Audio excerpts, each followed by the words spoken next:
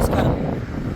యోగాంధ్రలో record పొందాలని కూటమి నేతల యొక్క ఆలోచన విధానంలో ఆంధ్రప్రదేశ్ రాష్ట్రంలో ఉన్నటువంటి గిరిజన విద్యార్థులు ఇక్కట్లు పడిన సందర్భం మనం నిన్నటి రోజున చూసాం. 26,000 పైచిలుకు విద్యార్థులు మోడీ గారు ఏదైతే యోగాకు వస్తున్నారో దాంట్లో రికార్డు పొందాలనే అత్యుత్సాహంతో మన చంద్రబాబు నాయుడు గారు, అలాగే డిప్యూటీ సీఎం, అలాగే నారా లోకేష్ గారు విద్యార్థులని యోగాంధ్రలో పార్టిసిపేషన్ చేయాలని ఏదైతే విశాఖ జిల్లాలోకి సంబంధించి గిరిజన విద్యార్థులని 26,000 మంది పైచిలుకు ఈరోజు వాళ్ళని మరుగుదొడ్ల సౌకర్యం లేదు, వాళ్ళకి భోజన వసతి అయితేనేమి, వేరే వసతి పడుకోవడానికి అయితేనేమి ఎక్కడా కూడా వసతులు సమకూర్చగా వారి యొక్క యోగా చేసి పోవాలి అన్నదే లక్ష్యంతో వారిని ఎంతో ఇబ్బందులు పెట్టిన ఘనత ఈరోజు ఎవరికైనా దక్కుతుంది అంటే అది ఒక్క మంత్రి నారా లోకేష్ గారికి అని తెలియజేస్తున్నా. మంత్రి నారా లోకేష్ గారు, మీరు యోగాంధ్రలో దేశంలోనే టాప్గా ఉండాలని చెప్పి ఈ విధమైన విద్యార్థులను ఇక్కట్లు పాలు చేశారు కదా. ఇది గిన్నిస్ బుక్ రికార్డులు కాదు, ఇది గిరిజన విద్యార్థుల యొక్క బాధల యొక్క రికార్డ్ అనేది మీరు గుర్తుపెట్టుకోవాలి. ముఖ్యంగా నేను ఒకటే మీకు విన్నయించుకుంటున్నా, ఈ విధమైన రికార్డులతో కాదు పోటీ పడేది.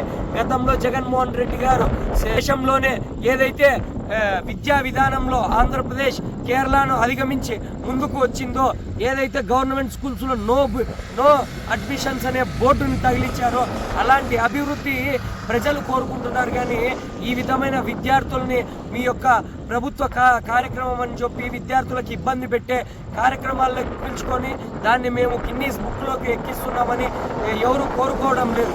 ఏదైతే దళిత బహుజనులు గిరిజనులకి విద్యార్థులకి అత్యాచారాలు జరుగుతున్నాయి, మానభంగాలు జరుగుతున్నాయి, చంపేస్తున్నారు, వాళ్ళకి ఎక్కడా రక్షణ లేకుండా కూటమి ప్రభుత్వంలో పోయింది.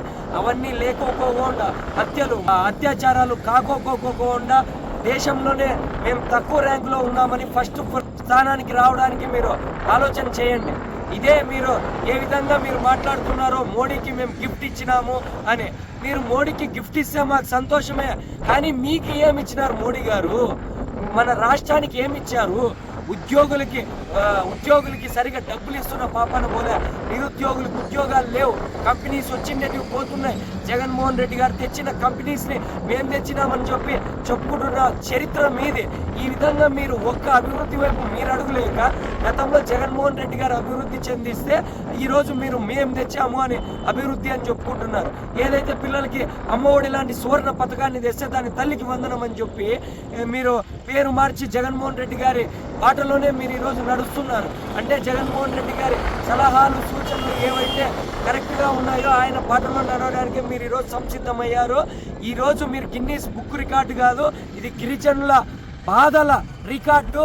ఇది ప్రభుత్వం ఇచ్చిన ఘనత కార్పొరేట్ సెక్టార్లో చదివించింది, అలాగే కార్పొరేట్ సెక్టార్తో పోటీపడి వైద్యాన్ని అందించింది, ఎన్నో డ్యాములు నిర్మించింది, ఎంతో మందికి సాయం చేసింది, ఎంతో మంది క్రీడాకారులను రెడీ చేసింది.